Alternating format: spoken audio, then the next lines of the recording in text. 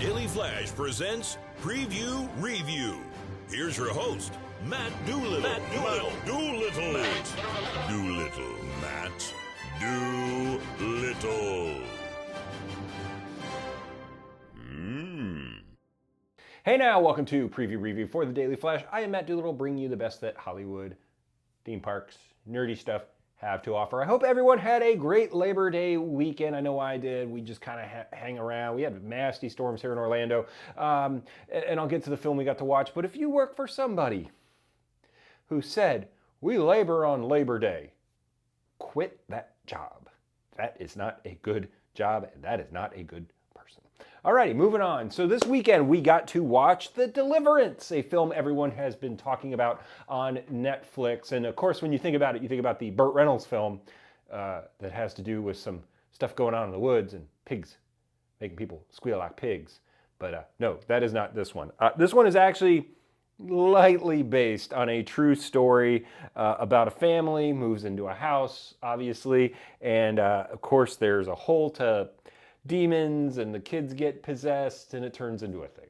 Okay, we have seen this movie happen 100 times before. It stars Andrea, which I'm surprised by this one. Glenn Close, who, when you see the role, she owed someone some money to do this. I'm sorry. I don't know why she's in this. Monique's in it. There's some other young actors that are great in it. Caleb McLaughlin, who you probably know from Stranger Things, he's in it. And the kid that's in it, Anthony B. Jenkins, he plays kind of the main possessed kid. Absolutely amazing. I say this is loosely based because it's based on a true story that came out a few years ago about a family. They get possessed. Now, the real family is that they think she was kind of doing it for money and having her kids act up, and I don't know. You see, there's an alcoholic mother in the thing. The father's not in the picture because he's in Iraq. The kids are in all kinds of turmoil, and the mom is Glenn Close. Again, makes no sense. First act's pretty good. It builds up well. The second act, okay, we start getting into the creepy stuff. And then the third act, it kind of falls off. And I don't think I'm giving any spoilers with these demon possession things. It gets a little preachy for my taste. Gets a little more into, seances, and they're trying to do not an exorcism. She calls it the Deliverance. And I did that when I was watching this. Went, oh, they said the thing. It just kind of traipses off. Now, I am not a horror movie buff. I don't like jump scares. I don't like stuff that's too gory. I'm more for a psychological deal. I like, for an idea, Seven without all the parts. I'm more for that type of thing. This definitely didn't have any of that. There's a couple scenes where you're like, oh, okay, not too gory, not too many jump scares. It's more of a psychological thing, like, is this real? Is this not? If you look up the real story about LaToya Almonds from Gary, Indiana, you kind of go, oh, okay, there's a little something shaky here. But it's an okay watch. It's about 2 hours on a lazy Sunday before the storms came in on Netflix. Sure. If this would have been out in the normal world, pre-COVID movies, this would have been a right to Redbox type of film, for instance. So that, giving you that idea, it's not, I know it got some play and some reviews out there, but just something that you might want to think of before you invest time in it. It's not going to scare you. You're not going to jump scare. It's not too gory. There's a couple things, but nothing you should worry about. So if I'm going to 1 to 5 on this, I give it probably a 3. Good film. I will never poo-poo someone completely for making the effort and putting it together. You can tell it was put together pretty cheap. I don't have a budget number on it, but you could tell it was kind of done quick, fast, cheapish. Probably the most expensive part was Glenn Close's makeup. She's great in it. I mean, it's Glenn Close. Come on, she's on the Hollywood Mount Rushmore, but just for her to be in this, I don't know. Monique does Monique things, and if you followed her over the years, you kind of get that. So the preview we did get this week that I am tearing up a little over is the last trailer for the last series, as we know it, of the Grand Tour, One for the Road. Now, if you know the background on this, these three presenters, Jeremy Clarkson, James May, and Richard Hammond, they've been doing this for over 20 years, 22 total seasons of them being together doing stuff, because prior to this, they did Top Gear over in the UK, which was a huge hit over here on the BBC. And every time they've tried to recreate it, it's just failed miserably because it's the chemistry of these three guys. These three guys made this series entertaining. One's the bumbling ape idiot, the other one's the super smart guy, and the other one gets in a lot of accidents. Guess which one I would be. Richard Hammond infamously has been in like 2 major car accidents while he filmed that show. So this one, when it all happened with Jeremy Clarkson getting in a fight over a steak with a production person on Top Gear. From the different stories, apparently he slapped him over a steak or hit him with a steak. I don't know. I think it's funny either way. And if you've ever been on a production set, you just kind of let that go.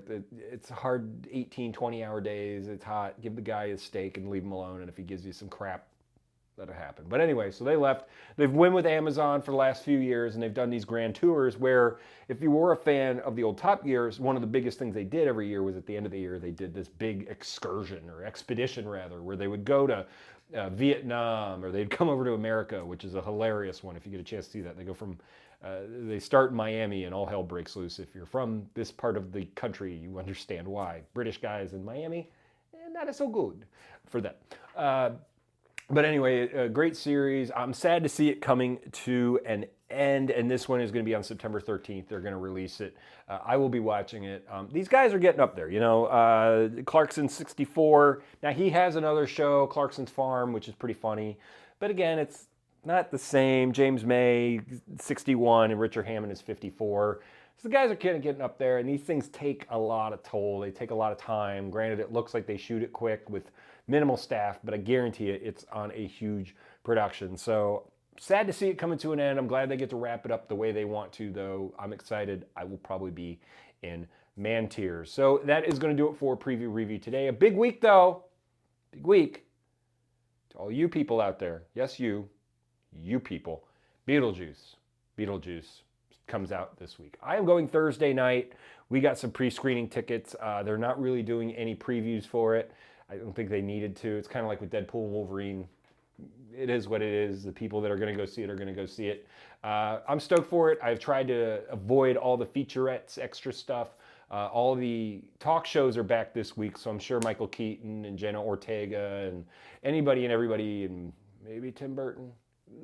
He doesn't really like to do those. We'll be hitting the talk show scene this week for all of it. I'm stoked, but please, no spoilers. They've already put too much out there, and apparently Beetlejuice is only in this for 17 minutes, which is the exact amount of time he's in the first one. So, you know, it's going to be, he needs to be in it for a reason. Don't ruin the reasons he's in it. I don't know how many spoilers you could have. We already know most of the cast is back, except for the one guy who we don't talk about, who dies right at the beginning, because no touchy kids. That, or whatever the hell he did. It was something with kids and pictures and whatever. But we'll see how this comes out. I'm excited for it. Look, it's a Tim Burton movie. The music, the wardrobe, the story, they're all going to be weird. We all love that. We all love that going into this. I just hope, and Tim doesn't do sequels, and he doesn't really like to go on to a second of something. Like, we've never gotten A Nightmare Before Christmas 2, even though he didn't direct it, he produced it. Whole story on that one's pretty interesting too. But I'm excited for it. Let's enjoy it. Let's suck it in before we start spoiling it on all of these platforms. I've already had most of Halloween Horror Nights spoiled for me, even though, thank you to Universal Orlando for having myself, Mitch, and our significant others out there in a couple weeks to experience HHN. But they did walkthroughs of the houses.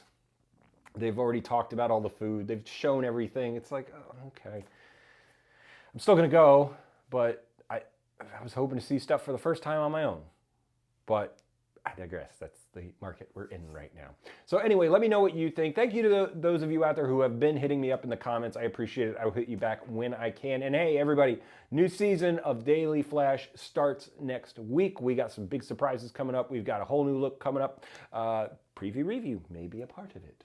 So let me know what you want to see in the show, but check out dailyflashshow.com, and you can check out all the stuff we got going on there. A lot of behind-the-scenes stuff is coming up, and more giveaways for some awesome prizes, more particularly movie-based stuff. So make sure you keep up with us on all the socials. Comment, like, share, do all that fun stuff. And until next time.